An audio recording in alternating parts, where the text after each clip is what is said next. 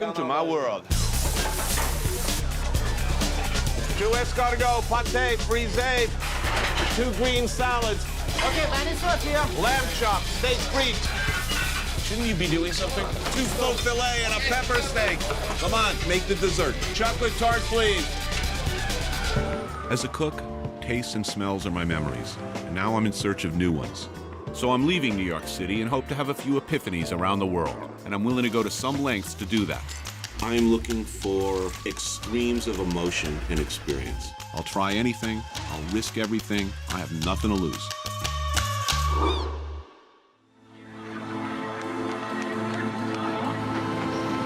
First thing you think when you hit central Tokyo, you think Blade Runner. It's very science fiction, it's very atmospheric. You really know you're somewhere else. This is far from home. I knew the kind of kaleidoscope full of color and light and flavor I'd find here. I'm really looking forward to the psychedelic assault on the senses. I'm very interested in eating my way through the full spectrum of Japanese cuisine.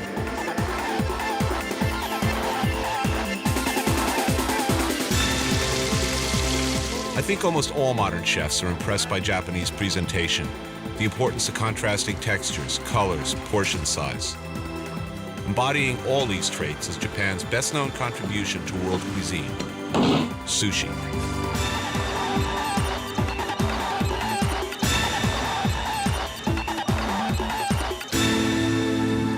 Very violent dreams last night. You know, full color, sound, increased heart rate, and woke up thinking of sushi.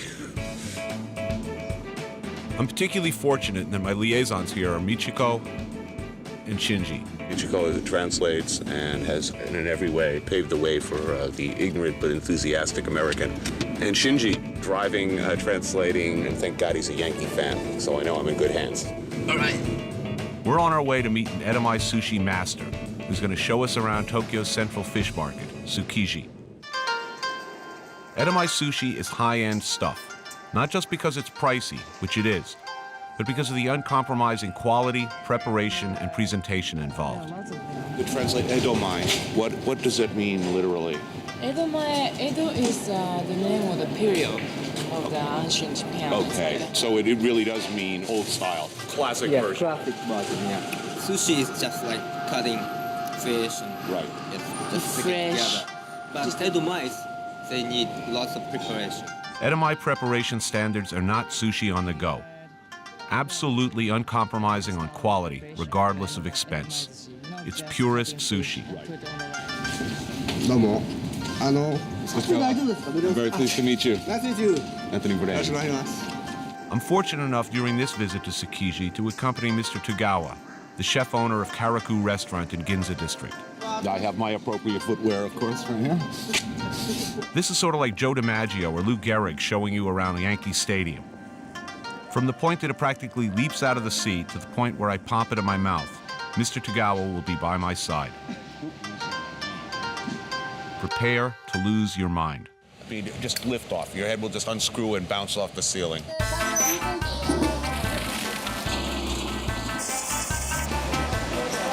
Tsukiji is acres and acres of fish, fish, fish. Restaurants, retail store owners, and other buyers are purchasing fish for the day. Over 2,600 tons of fish is sold here daily. That's a big tuna sandwich. First thing you encounter when you visit Tsukiji is big. It's really big, it's really spread out, and the choreography has to be seen to be believed. There's a system here. Everybody seems to know the moves, except me. Mr. Tagawa is we're gonna follow him around as he does his shopping, and then we're going back to his restaurant, and he's gonna show us what he's gonna do with this stuff. You know, there are few things that get chefs as excited as looking at a really pristine piece of seafood. Abalone, about $40 a piece in the States. Oh, liver? Liver, yes. Sea eel. Yeah, Sea eel. he can show you the sea eel, the different kinds of the eel that we want to eat. Eel is an expensive delicacy in Japan, prized not just for its flavor, but for its legendary, how shall I say, stamina-giving properties. Viagra of the sea. He looks tasty to me. Having picked out his eels, Mr. Tagawa is now ready to move on to his next purchase. See the octopus? Just incredible. Just want to start weeping. Generally, in the life of a chef, you find yourself working comfortably within a certain range of flavors and textures. And then suddenly, you see all this. Immediately, you want to rush back to your kitchen to find a way to work with what you've just bought. This octopus is holding on for dear life. He's got a death grip on the tank.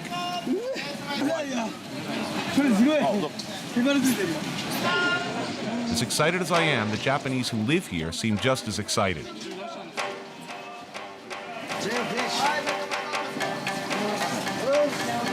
Okay, here we go. Say goodbye. Seafood is taken very, very seriously here. It's got a strange and terrible beauty to it. Value is put on good food. Very fresh. To us, food is worthless until somebody famous puts a sauce on it. It's not that way here. There's a respect for ingredients that goes against the grain of a lot of Western cooking. One widely used ingredient is the much revered tuna. So what are we looking for here? What is Mr. Tagawa looking for? It's explained this is the fattiest part, the most valued part. We call it toro. It's gorgeous. Big difference, toro and everything else. It's the equivalent of a beautifully marbled steak. Fat is good, and the rippling of fat through the meat is what distinguishes that belly meat from the rest of the tuna. You get that same feeling of being at Tiffany or Cartier. I mean, you just look at this with lust. And you know, just the subtle difference. It's like grading gems. It's fought over, bid over, talked about, and examined.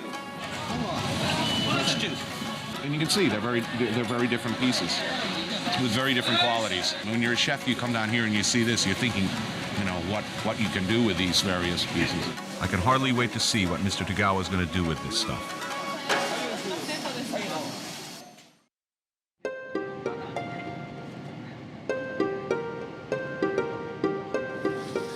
You know, what's a bit in Apocalypse Now? You know, I love the smell of napalm in the morning.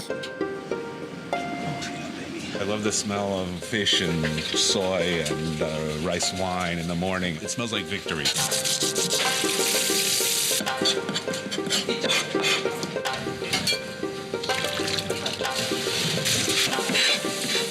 I'm always very wary of stepping into other chefs' kitchens.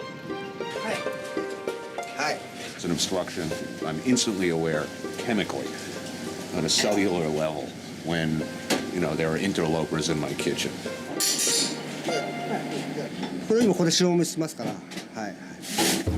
Despite his resistance, the octopus still ends up in Mr. Tagawa's kitchen. At least he can take solace in the fact that ending your life here is a great honor. I have some Portuguese friends who would just go insane over this. And some Italians. Now they're going to put salt. Salt is rubbed into the octopus to bring out the excess moisture as well as add flavor. There's so many good things you can do with this. I mean, I'm thinking you can grill it, you know, make a salad of it grilled, you can make a salad of it, you know, slowly stewed. I understand that Mr. Tagawa is using his octopus for a special appetizer. Tenderizing.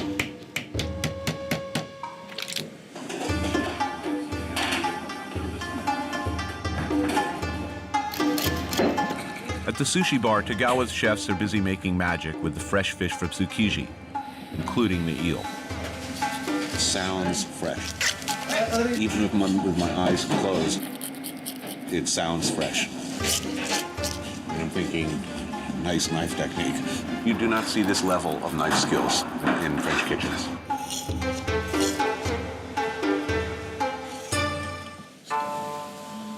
Despite the dazzling knife work, this eel is not ready to eat yet. He boils 20 minutes. It's sugar.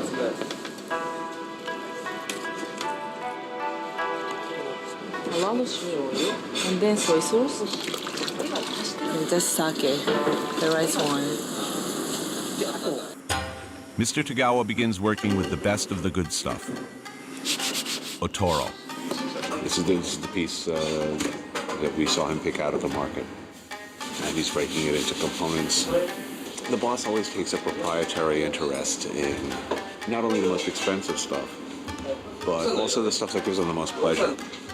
At first you tell yourself, well, it's because I don't trust anyone else to handle something this beautiful and this expensive. And then you realize, I'm doing it because I like it. Mr. Tagawa now divides the tuna into smaller pieces for sushi. The lesser grade fish goes into a marinade, and the really good stuff gets put aside for immediate use in its pristine, fresh form. I'm experiencing a pleasurable form of dementia. Look at that, that's sex, man. Finally, the meal's ready. Michiko, Shinji, and I sit down to eat. Okay, come back. Octopus. Our appetizer is slowly simmered octopus. It's very tender and served with just a dash of sweet plum sauce. The skin is melting. Spectacular. As we're eating the appetizer, Mr. Tagawa himself is preparing our main dish. Pieces of uncooked fish, vinegared rice, and fresh wasabi are molded smoothly together. While this is the most commonly known form of sushi, in the exacting standards of the Edamame tradition, it takes a lifetime to master the economy and grace of movement necessary to make an artful presentation.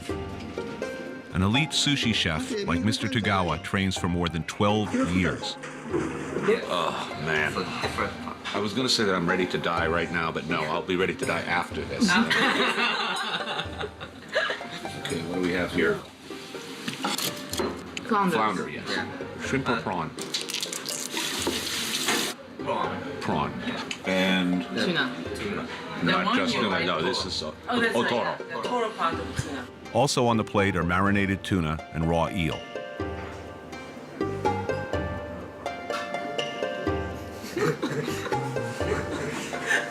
I can just explain, How can I explain? Oh, wow. Yeah, this I know what that is. That's the sea eel. You're struck dumb. I mean, it's almost you're cheapening the thing by talking about it. Hi, domo. Here's the master. So I have a glazed expression on my face. It's a pure pleasure. Thank you very much. Now, would you like to do the apprenticeship here? 3 years. I wouldn't do that. Long time. While I was refusing Mr. Tagawa's generous offer, he still had one very important lesson on the menu. I'm ready to die now. I will have led a full and rich and satisfied life at this point. Kind of cucumber. Japanese people consider the sake as a sacred man. So pouring the sake shows his affection, his friendship, his hospitality. Hi. It's very important in the Japanese culture. And also you pour it back. And it's your turn to pour it back. Thank you. Thank you very much. The religious analogy keeps coming up. There's something church-like, at least for me. Thank you. There's a sense of solemnity here. There's no nonsense. There's no distraction. Nothing fake about it. Church of food. I mean, it's the only church I know. Yes, Very cold, iced sake. Oishii. You get that ice cream headache sort of thing. You feel it on your tongue first, and then it works its way up into your brain. Thinking for one of the most incredible dining experiences of my life. I will be always grateful. Me too. Leaving Mr. Tagawa's restaurant, I'm feeling that my New York fast food, fast-paced culture has missed the boat. For us, restaurants were like gas stations. You pull in, you fill up, and you move on, preferably as quickly as possible. The idea of volume was much more important than quality.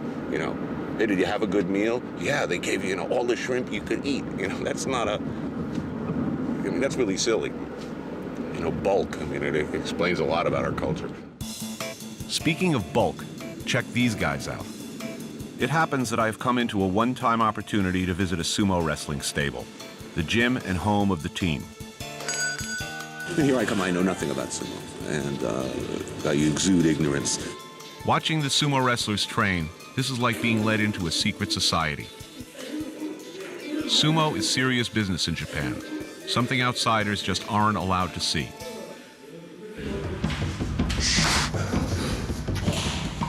They're not kidding in there. These guys are really going at each other. Some of them get tossed out of the ring. They come rolling right at me. I don't want one of these guys landing on me. No way. They'll break me like a day-old biscuit. The feeling of being surrounded by that much bulk.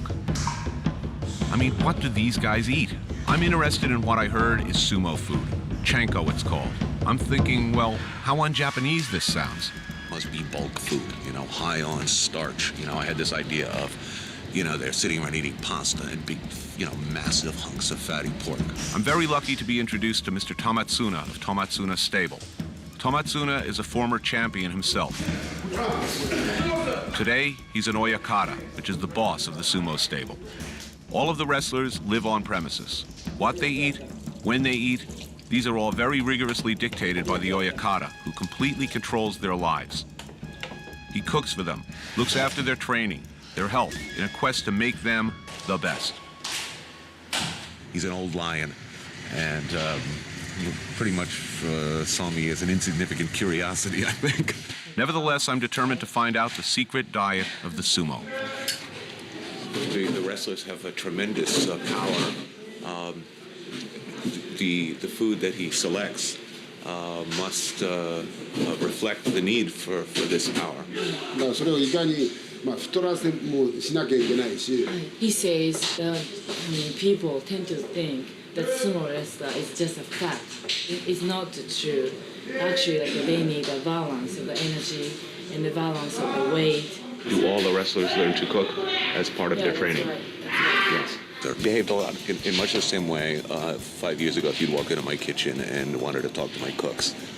Fiercely protected. It's one-pot cooking. A lot of guys living together cook in one pot.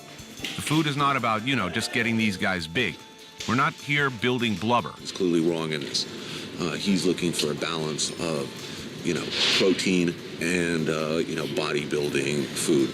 Unfortunately, that's all I'm able to find out at this kitchen anyway. It's going to take a trip to a Chanko restaurant to experience the sumo diet firsthand.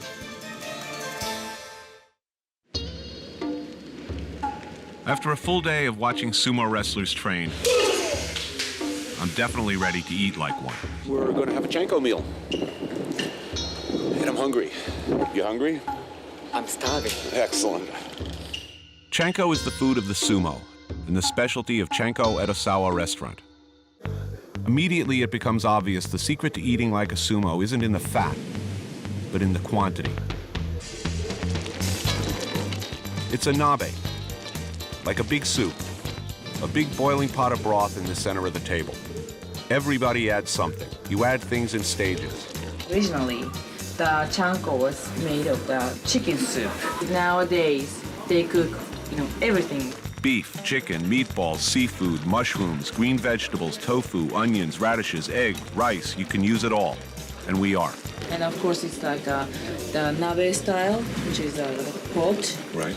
In order to provide the hot meal for the rikishi, which is wrestlers. So you can see the taste of the soup is changing. Yes. Gradually. I really had no idea what to expect. One of the first surprises is that Chanko is fun, sort of like a living dish, in that as the conversation proceeds and the subject matter changes, the character of the dish can change as well. It can start out fairly light, but you can add stronger ingredients. And of course, as it cooks down, it becomes stronger as well. I like that, but it is spicy. It's really good, it's really hearty, and I really like the style of cooking and the style of eating. I mean, this is fun. It's casual. We all sit around. We all put stuff in. We all take stuff out, serve each other. I think Michiko and Shinji take particular delight. Their whole countenance has changed during the course of this meal. I feel honored to be served by a French chef serving a chanko. It's fun. I like this. For such an almost cult-like closed society of sumo, their food is perhaps the most accessible to the everyday American. I mean, I can see Chanko taking off to the United States.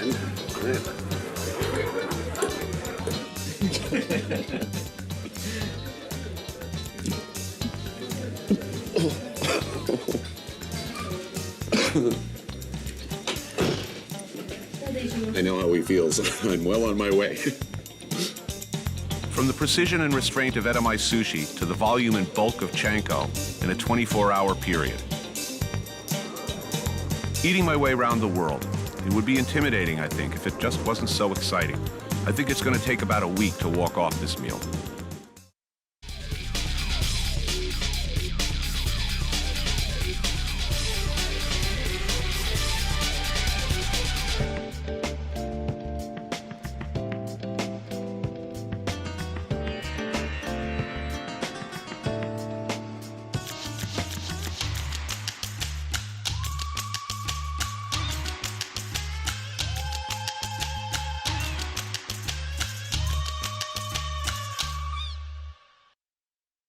Welcome to my world. 2 escargot, pate, frisee, 2 green salads. Okay, Spanish sauce here. Lamb chop, steak frites. Shouldn't you be doing something? 2 faux filet and a pepper steak. Come on, make the dessert. Chocolate tart, please. As a cook, tastes and smells are my memories, and now I'm in search of new ones. So I'm leaving New York City and hope to have a few epiphanies around the world, and I'm willing to go to some lengths to do that.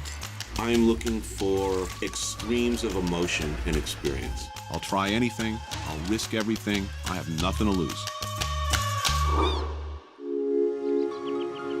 Vietnam. It's beautiful. It's dreamlike, it's exotic. It has a very sensuous nature. It's an intoxicating place to be. You can see why generations of Frenchmen and Americans went insane here. But frankly, I've got the whole insanity thing down. I'm here to experience the flavors and textures of Vietnamese cuisine, from everyday fare to the wildly exotic, and maybe a little taste of the French influence. On first arrival, it is just sheer excitement. Ho Chi Minh City is a real throng of people. People are in constant motion. It's a little intimidating at first. It's amazing what people could fit on 2 wheels. Whole families all squeezed onto a tiny little motorbike. I'd like it if New York were more like this. Basically taxis, scooters, and little 2-stroke motorcycles. Traffic flows at inexplicable and wondrous patterns in space. Walking here is a challenge. You gotta be awake. Off to the market. Look at some hooves and snouts. The markets are always wonderful places to sample all the local fare, and I'm on the hunt for the ever-popular hot vin lon, fetal duck egg. But first, I've got to make it across the road. After the guy's great, I'm gone. Hang on. Watch your back. All right. Dodging this traffic makes running through the defensive line of the New York Giants look like a stroll through the park. It is suggested that this road is one way. Watch your back. Benton Market is the central marketplace in Saigon, the largest and busiest in the city. We enter the market through the live poultry section. Nothing like the smell of poultry excrement and fear. The smell of a lot of live poultry, a lot of food cooking, makes a rather heady mix. Actually, it smells better than the live poultry market in New York. A lot better. Americans, we see our poultry, we see our meat in neat plastic-wrapped packages in the supermarket. We don't have to smell it, we don't have to look at its face. The Vietnamese understand that this started out as a live creature. In fact, it still is a live creature until just before dinner time. It seems like a panorama of cruelty at first, but in some ways, it's more honest than our system. Somewhere in this maze of food is the duck egg I'm looking for. There are food stalls, each food stall specializing in different aspects of Vietnamese day-to-day working-class cuisine. Getting hungry. Bowls of pho, which are noodle soups, some made with beef and pork, others with seafood. Some are spicy with different kinds of stocks, cilantro, chilies, and other garnishes. A little lime. Some some sprouts and greens. Maybe we'll have a spring roll.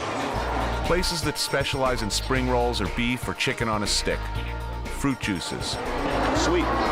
And in every case, it's spectacularly fresh. Smells good. Very spicy. Time and time again, you're struck by how proud each vendor is. They want you to try their food. Oh, that's great. Next. Here it is. Hot vin lan, fetal duck egg. One hot bit long? Sold and consumed on the street and in stalls, it's a popular Vietnamese snack, especially for men who believe it enhances virility. It's hot. It's a duck embryo, matured past half-term, then soft-boiled. Any takers? It's a difficult dining experience. The vaguely feathery, furry-looking bits here are actually not bad. I don't think I'll be having another, though. I think it's back to croissant tomorrow. I don't think I'll be making that a breakfast staple. I don't think I'll be adding that to, you know, what is it? Little Special K, milk, bacon, and fetal duck egg. Beaks and feathers first thing in the morning may have been a bit ambitious. I'm in need of something to settle my stomach. I hook up with a cyclo driver who assures me he has just the remedy. Now, most of the cyclo drivers, they're very proud and very happy about wherever it is they take you. They're all too eager to take you to their favorite restaurant, the best bowl of pho, run you around and show you the sights. But everyone seems to stare at you when you're sitting in this thing. You feel like a bit of a rube. Here comes Lord Jim, you know, let's shake him down for some Don. So it's fun if you want to feel like a pasha or a visiting dignitary. Hello. I feel a little silly, actually. But I guess it's something everybody should do at least once.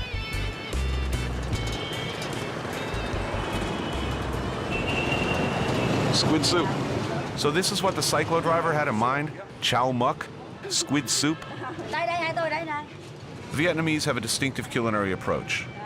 Each dish balances considerable style of the regional flavor quartet. Hot, sour, salty, and sweet, eaten together in perfect harmony. It smells fabulous. It's good. Now, I'm thinking squid, what looks like cut up baguette, actually. The crouton, cilantro. This is like a pork blood. It's a cake made of just coagulated, like actually like we're going to see in Portugal, and like you see in a lot of Europe. I guess it's just a little pan-cooked emulsified blood. It's fabulous. So I sit there and eat my squid soup and watch people go by on their motos,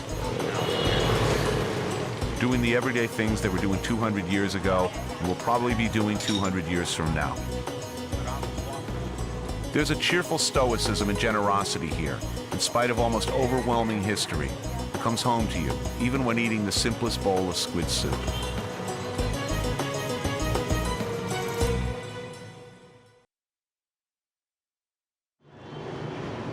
But it's remarkable. Look at this place. As night falls, every street in Saigon seems to be like Sunset Strip. You've got the same type of lowrider cruise mentality. And the streets just completely fill up. Tonight's destination is a one-of-a-kind family-style restaurant, Cum Nu Saigon. The first thing you notice is the sound of smashing crockery. Typically not a good sign. My most memorable host in Vietnam is the inimitable Madame Gao. Welcome, everybody. Oh, thank you. It's for me. Thank you, Tony. Thank you. Thank you. It's great to see you again. Yes, I'm happy to see you. This woman is a force of nature. She's generous, I'm very happy to have you. almost smotheringly friendly. I love everybody come from New York. She's a mix of Yenta, Jewish mother, and six-cylinder Gambino family hoodlum. And the operation she runs is spectacular. She thought about this place for a long time before she opened it, and it shows. you look at the tiny little details, the sort of things a lifer cook like me notices, a lifer in the restaurant business. It's not a corner of this restaurant. It's not one part that does corner that isn't completely squared away like a naval vessel. This is a smooth operation. This is the way to run a restaurant. And of course, the cleanup job at the end of this night must be unbelievable. In a very Western way, she's figured out a gimmick. She's researched traditional Vietnamese cuisine and found references to a way of baking rice in clay pots, then smashing them open to serve a sort of crispy rice pilaf. Thank you. The waiters keep sending these sizzling hot rice cakes sailing through the air at high speeds. They're received by a waiter on the other side of the room, given a little bit of English, flipped up in the air, cut into pieces, sauced with fish sauce, wok nam and scallions, and deposited on your plate. It's crispy on the outside, fluffy in the middle, and totally delicious. People love it. It's a lot of fun. Of all the meals I have in Vietnam, Madame Gao consistently bowls me over. I always take care good my customer. This stuff is not only fresh, it's brilliantly presented.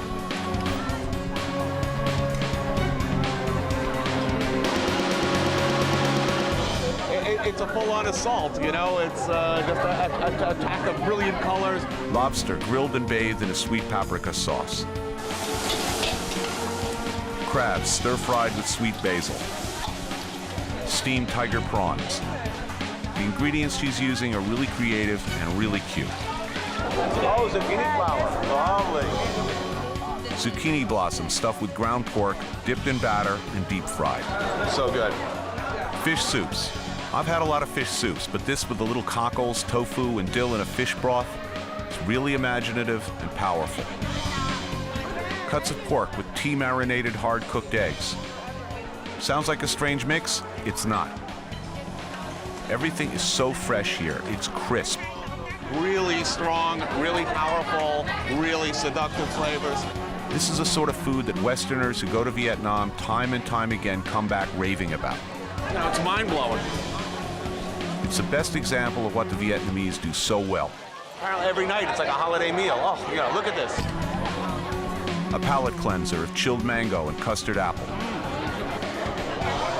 If you look around at how happy people are here, the expressions on people's faces. This makes me wish I had a bigger family so I could bring them all here. You see new arrivals coming in on motorcycles and motor scooters as they roll right through the dining room. Madame Gao is a terrifyingly attentive host. Are you happy? Every time you come to Vietnam, you have to call my restaurant. Okay, have a good night. Thank you so much. Okay. Don't forget me, I will never forget you. But a word of advice, if you're thinking about copying her rice and crockery gimmick, think again. I would not want to make an enemy of Madame Gao.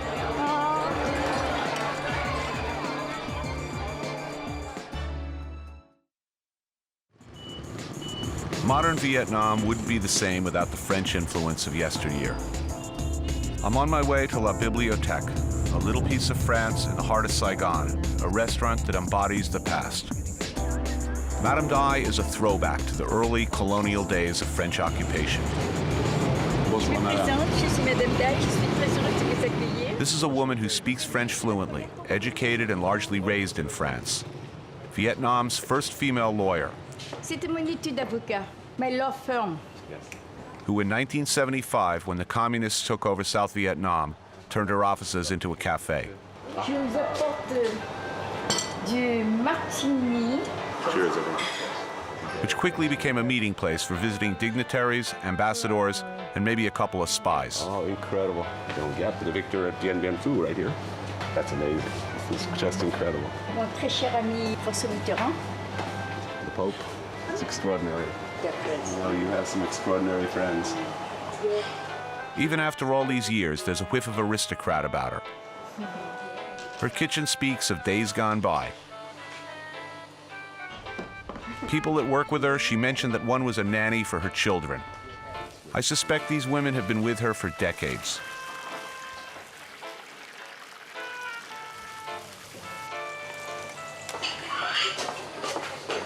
we're having a little grilled, this is pork, little beef wrapped in leaf. It is a kind of grape leaf. Ah, grape leaves, how fabulous. And this is rice noodles. Whoops, lovely. And spring roll. Thank you. It's so wonderful. It's exactly what we needed. We were walking around in the heat, overeating all day. This is so perfect.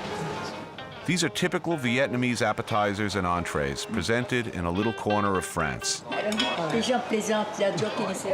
This dessert is a classic creme caramel, strictly French. No, this is a taste of my childhood.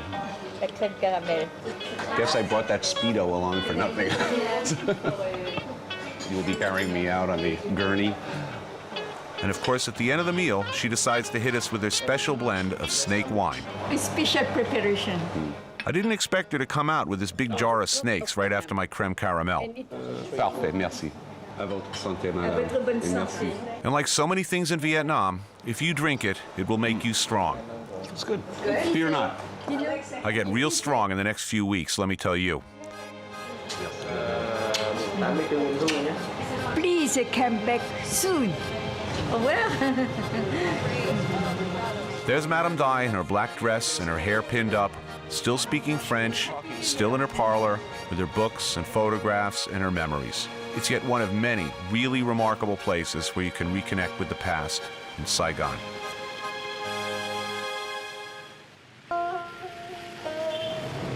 Starving, I could eat a snake. In fact, I could eat a palpitating snake heart. In fact, that's exactly what I'm going to do. One continually hears about the mythological stamina-giving quality of certain foods in Vietnam, and Cobra Heart is one of them. Quang Run restaurant literally translates to flavors of the forest, and you get flavors of the forest, all right. Roasted field mouse, lizard, chameleon, minced bat. What's a teal? What I'm going for is the famous live, palpitating Cobra Heart. Come on, let's go. This is one of those things that you just got to do, right? I want the heart still beating, right? It's one of those cocktail party stories that's sure to turn Mom green. I don't like it that the waitresses are afraid of this. I wanted Cobra Heart. This was a destination for me. Cool, let's eat. Essentially, they're all too happy to bring out a squirming, hissing, menacing-looking cobra. Let's do the nasty. They don't seem to have their mise en place together. I have my mise en place together when I'm making steak frites. It seems to me, when you're making a live cobra, you should have your operating stuff laid out. Where's the cutting board, the knife? Scissors? You notice the Band-Aid on our waiter? My Cobra handler has a large bandage on his hand, which leads me to believe that maybe he was a little sloppy with the last cobra. So Cobra Heart. They zip that guy open right in front of you. They put the beating heart right into a little dish, and it's pumping away like right out of a horror movie. Hey, come on, man. Hey, let's go. Well, it's fresh. I want it beating. Cheers, folks.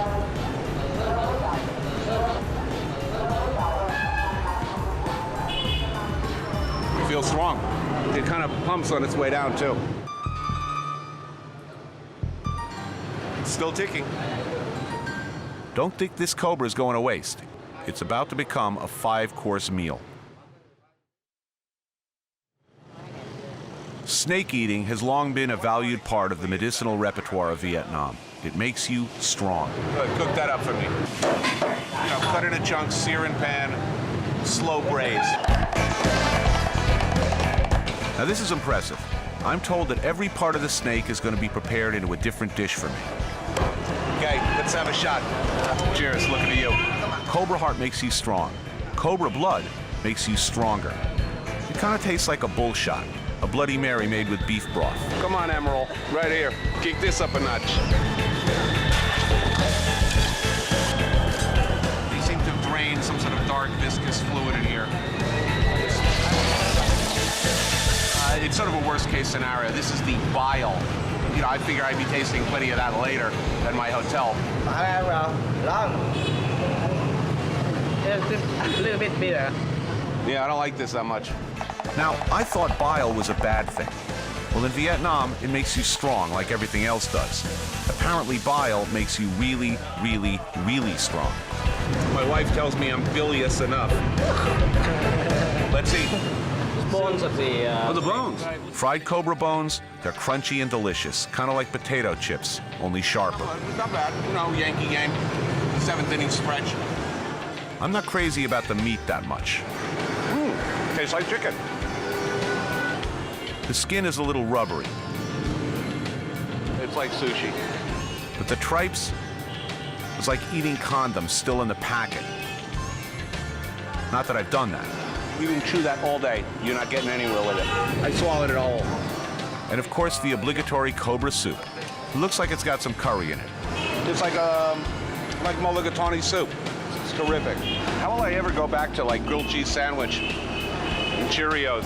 What next? They brought this out very proudly. What the hell is that? An oversized tree grub squirming around in all its glory. Right. All right, he's pretty. What are we gonna do with him?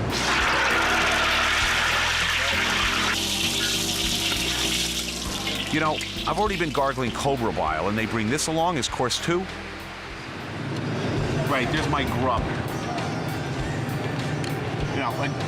The cobra guts aren't enough. I gotta do this for the cause. Thanks. It's kind of crunchy on the outside and creamy in the middle. Imagine a deep-fried Twinkie, only smaller. I don't think I'll be taking a batch home. It kind of looks like Alien 7, The Revenge. I wouldn't call cobra or tree grub everyday local fare. Do they sell this at D'Agostino? Not yet. Eating them is a lot like some Western foods that the sophisticated eat without thinking. Bellon oysters, caviar, foie gras. Maybe eating snakes and worms only seems more outrageous because it's a different culture. All right. There are 4 or 5 touchstones of my Asian adventures. The palpitating cobra heart is a must-do. I'm not disappointed. It's exactly as exotic an experience as I'd hoped for, even a little scarier. And strangely enough, I am feeling strong.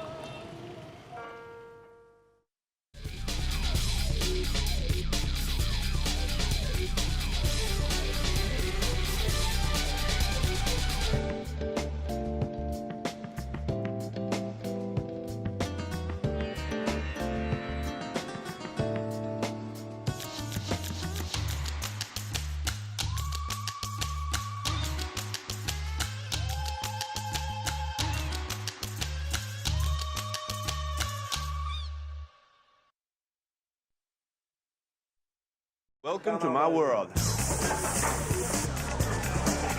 escargot, pate, frisee, 2 green salads. Okay, many sauce here. Lamb chop, steak frites.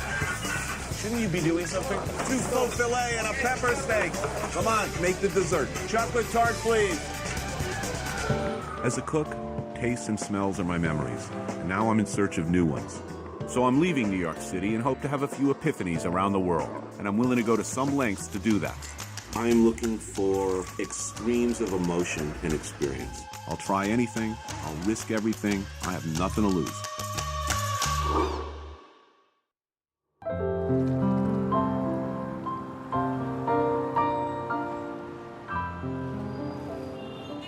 High tea at the Goodwood Park Hotel, where time stands still. A little slice of Singapore's one-time colonial splendor.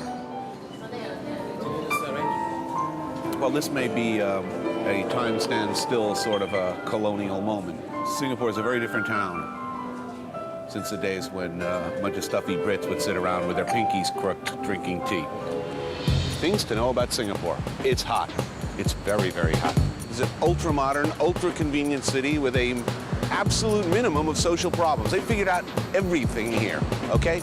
No traffic, no litter, no drug problem, no violent crime. I mean, it's a kind of a benevolent, kooky, neo-totalitarian thing going on here. I'm an old-time lefty. And yet, I'm ashamed to say this, I kind of like it here. Okay, so Singapore is clean, orderly, and tightly regulated. But the society is anything but homogenous. There's 3 distinctive ethnic groups, Chinese, Malay, and Indian, that coexist harmoniously while maintaining their own customs, religions, and cuisine. It all makes for a pretty heady brew. So where to start? Chinese sounds good. This is Imperial Herbal Restaurant in Singapore. As you know, in much of Asia, the line between food and medicine can get pretty slim, even permeable. And this is a really good example of that. I'm gonna get myself a little doctor checkup here, a couple of dishes recommended, and eat a really good meal. It's a fairly, as you will see, wacky menu, but good. At Imperial Herbal, you get more than just General Tso's chicken and some wontons. This is Chinese food holistic style. Resident Chinese medicine expert Dr. Li Lian Singh will not only assess the balance of your yin and yang, he'll also help you figure out what appetizer you should choose. I'm just hoping that my menu selection doesn't involve the words painful swelling and itching. How are you, Tony? Everything's fine? You look tired. Well, at least I can expect an honest assessment. Your tongue, please. He says the yin and yang is not balanced. Your yang is more sort of a dark color. A dark-colored yang. I don't know if I like the sound of that. I have been a little dizzy, just for a little bit, maybe 2-3 times a day. 2 to 3 times a day. Yeah. This is not going well at all. I'm tired looking, my yang's all whacked out. At this rate, I'll be enjoying my meal in a zip front bag. What would you recommend I have tonight? They say try not to eat too much spicy fried food because your body is too heated up. So you need ginseng and also more vegetable. A prescription for good health. I feel my yang straightening up already. I will. Thank you. He's having the ginseng with freshwater fish soup that Tony needs to build up his stamina and energy. My friend in town told me that when I come to this restaurant, well, he said that the last time I was here, he had some special fish soup, and he was unbelievably windy, I think as he put it, for 3 days. A little ginseng, a little boiled fish, some lychee nuts. It's great. And really, what's 3 days of flatulence for achieving inner balance? Well. Meanwhile, back in the kitchen, they're whipping up the next dish. Fresh lily bulb and braised codfish in a fermented rice wine sauce. Okay, a fermented rice wine is one kind of wine that makes the fish taste delicious. Try it. It is delicious. Tastes like sherry. So far, they're batting 1,000, but I'm still looking for that unique item that rises to the occasion. Oh no, here we go. Deer penis wine. I haven't had this. Is this something I should be drinking? Yeah, you can have the Superman wine. Yeah? That's called the deer penis wine. And also help you for circulation and also boost out your energy. Oh, then definitely I'll have a glass. Thank you. That was not part of my prescription. Superman wine, an energy booster. I've had, 2 out of 3 parts of the 3-piece unit. I think it's time, don't you? What's that floating around in there? What happens if it works? I mean, do you wrap a tablecloth around your waist, when you walk out of the restaurant? I feel something. Maybe it's fear. Good to the last drop. What, you drink so fast? Yeah. Slowly. Slowly. Next time. Do you want another? Sure. Getting another glass. She looked worried when she said, "You want another glass?" I said, "Yes." This is one of the house specialties called the quick fried white scallop. Another house specialty, egg whites and dried scallops on a nest of shredded potato. It's good for circulation, and it'll give my complexion that fresh scrubbed Noxzema girl look I've always wanted. Oh, that's delicious. So, an hour from now, I'll have clear skin, clean lungs, and I'll be farting like nobody's business. Life is glamorous on the road. I think maybe one more dish. What would you recommend? You want a deer tendon?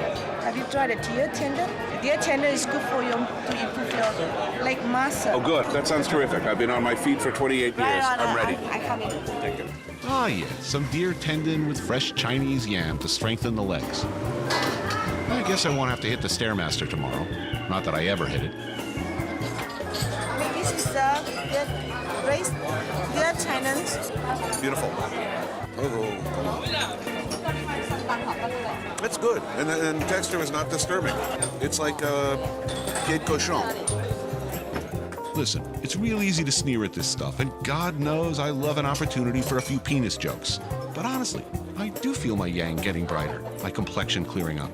I feel, well, like Superman. Last night's meal at Imperial Herbal has almost made a believer out of me. I do feel balanced, at peace, energized, and there's only a slight tailwind. So what else does this kooky, hyper-modern metropolis have to offer? Like I said before, Singapore is a modern city in the most Western sense of the word. And like any modern city, it's well represented in the consumer culture department. Everybody seems to be shopping all the time. It seems like a consumer paradise. I mean, just stack upon stack upon stack of ultra-modern buildings selling Prada and Versace and Gucci and Tiffany and Starbucks. I'll tell you this, like shopping for designer labels, this place is for you. But fortunately, Singapore is not all about brand names and chains. Case in point, the Geylang Serai section, home to the island's Malay community. If you're looking to avoid the air-conditioned oppression of the downtown Uber malls, look no further than the Geylang Serai market. The Malaysian market is, surprisingly enough, where Malaysians go to shop. It's bursting with good stuff. Just look. My local guide, Sapia, knows this place like the back of her hand. And she runs me like a rented mule through a near item-by-item tour of the joint. The curry powder we can keep, yeah. Right. The curry for chicken, curry for mutton, and curry for fish. This is actually a shrimp paste. So this is what we call daun pandan. Oh yes, I've tasted this, yes. See that?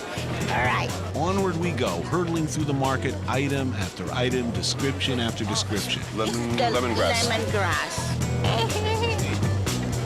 This is called chukui. It's a rice flour. This is actually for breakfast. Yeah, speaking of breakfast, what time is it? How long has this gauntlet been going on? I'm just hungry. This is the jackfruit, the young jackfruit. So hungry. This is a sukui chang. Must have food. Wait a minute, what's that? It's ota. It's mixed fishes, coconut, chili, and onion, and put it into the coconut leaf and then barbecue. Now do that. Okay. Try this. Delicious. Right. Careful.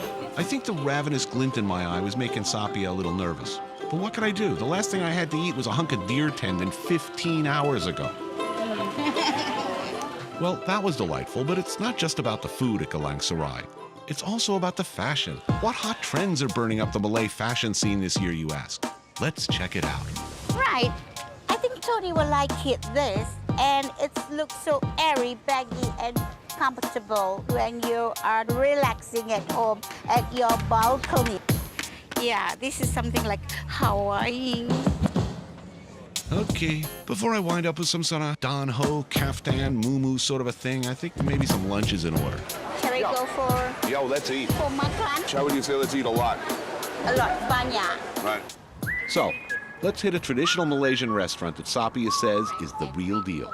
It's a home cooking. Good, I like that. Yeah, That's the best it's kind a of home cooking. cooking. That's what the specialty of this restaurant. It's called Haja Maimunah. You know, I'm not sure if it's the fluorescent lighting, the cafeteria-style trays, or the steam table offerings, which have always been a sign of bad things to come. For whatever the reason, the words home cooking aren't suddenly leaping to mind here. There's a certain prepared in bulk quality to the lineup. Should have eaten at the market.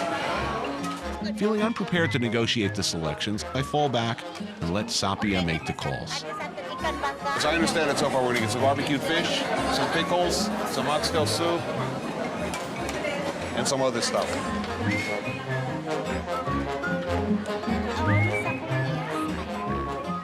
But, you know, I might have spoken too soon. We bring the stuff outside and it looks pretty good. She's assembled a mammoth spread for me, consisting of barbecue fish in an onion and chili sauce, beef rendang, a Malaysian beef stew cooked with spices and coconut milk, fried saltfish, beef liver with fried chilies, oxtail soup, and stewed unripened jackfruit. Okay, so sila makan mean like bon appetit. Sila makan. Sila makan, please. The food is astonishingly good. But you know, I think Sapia is somewhat taken aback by my Jethro Bourdain-like eating technique. You use the 4 fingers together. Yeah. Go. away from me. Right hand only. Yeah, right. Tough down for lefties. My favorite so far? Love this. Delicious. And that fish is sensational too. You almost can do it, yeah? Actually, we do this in the kitchen all the time. With your food. Okay, so Sapia ran me like Prince Butterbean in the third race at Belmont. But my God, did she make the call on a really fine Malaysian meal? Good meal. Worth waiting for.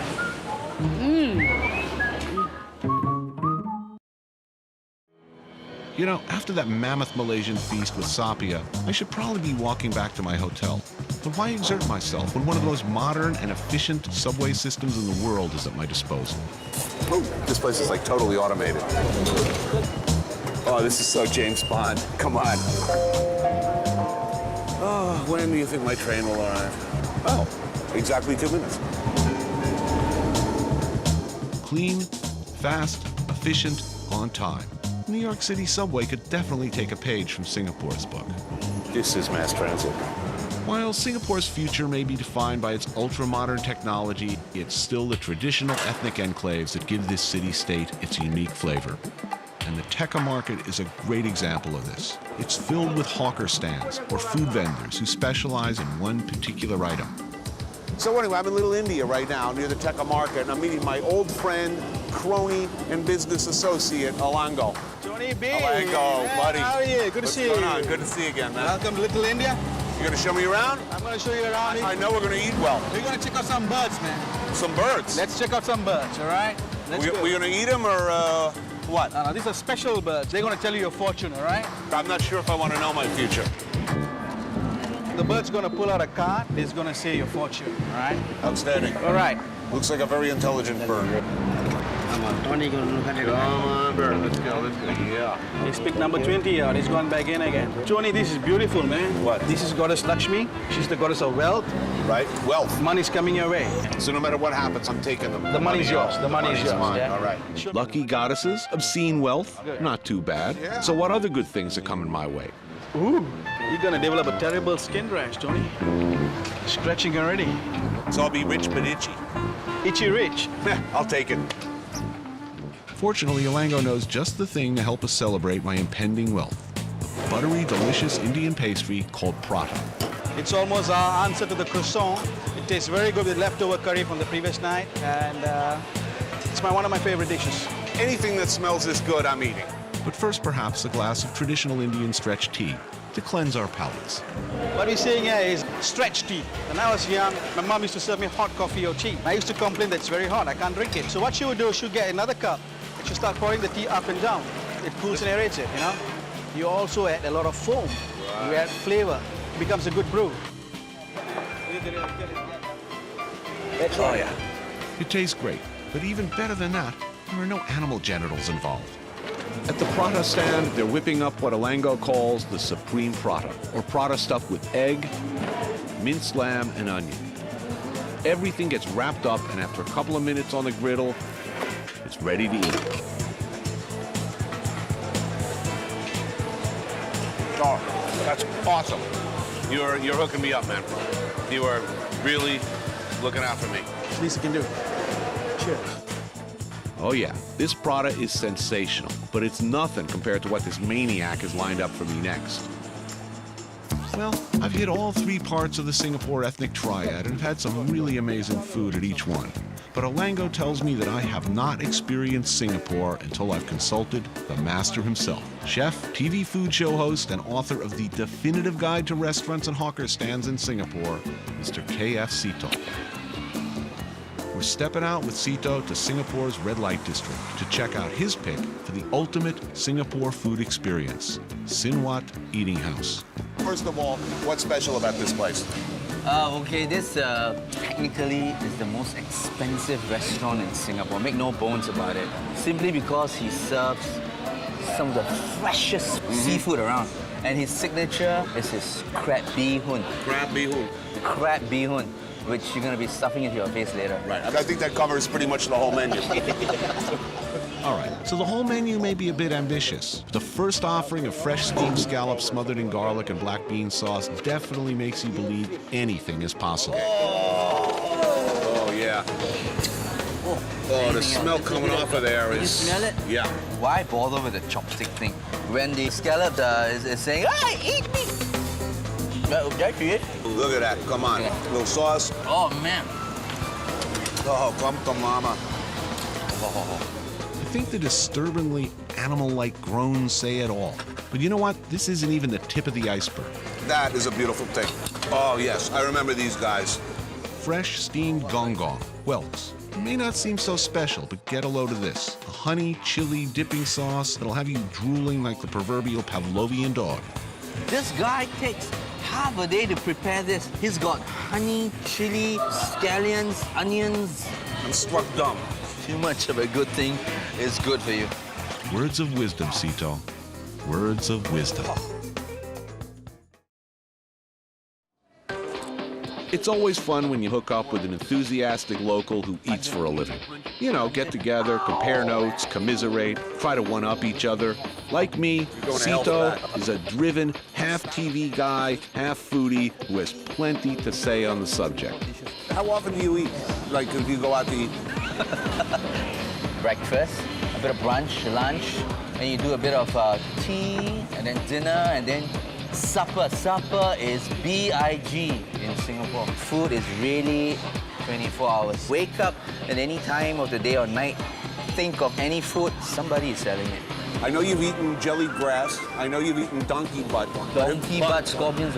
And you've had scorpions. Yeah. Have you had a Denny's Grand Slam breakfast? I'm afraid not. But you know what I love?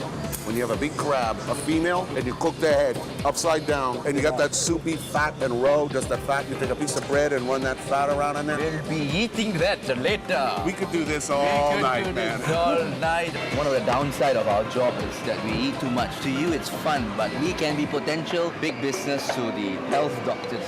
You're not frogs, I remember. You're not into frogs. No. Man, he's got a memory like a steel trap. It's the French thing, you know, the frogs. I cook them. They taste like fish tank to me. You got that little syrupy stuff at the bottom. Not good. Now, I know what you're thinking. Tony, you're a chef at a French restaurant. Isn't it, like, illegal for you to not like frog's legs? In a word, no. But Cito hasn't steered me wrong yet.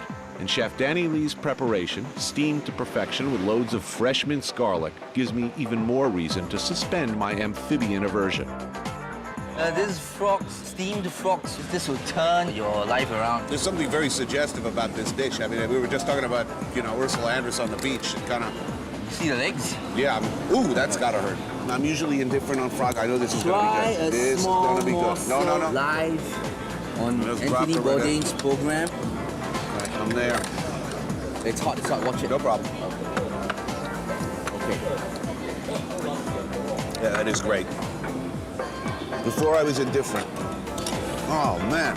Eat it when it's hot. That is some king hell frog. It's been ordained. All right, so I never thought I'd say it. Those were some damn tasty frogs. Cito has picked the winner, yet again. Finish it, Anthony. It's got your name on it. My meal with Cito and Alango ain't over yet. Chef Danny Lee has more than a few surprises up his sleeve, including this one.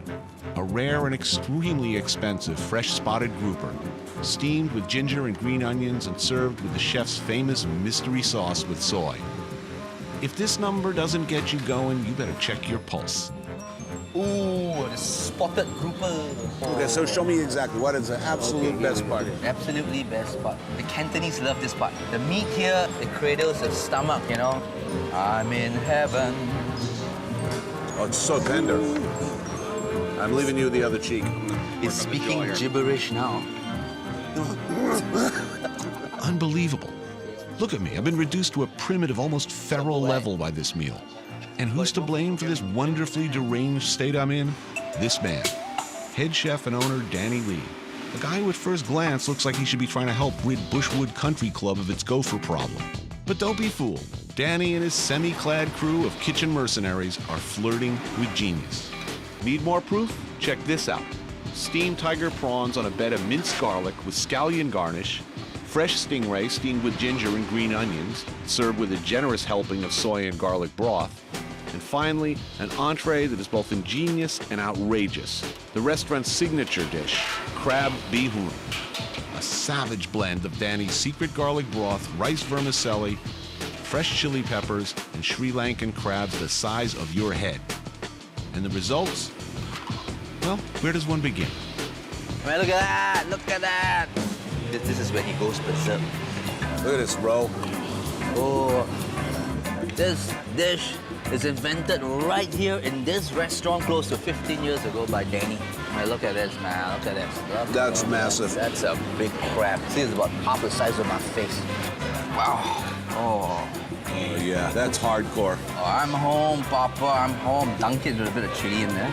And send her home. Now, this is that part of the program where I just lapse into sort of a trance-like state. This is it. The pièce de résistance. This is the single best dish I've had. If there's nothing better than this, I'd be pretty happy with that. You speak my language, sir. We've reached the mountaintop. Touchdown has been achieved. So beneath the shiny Singapore veneer lays a really fine food town. You want it, they got it. Just leave your chewing gum at home.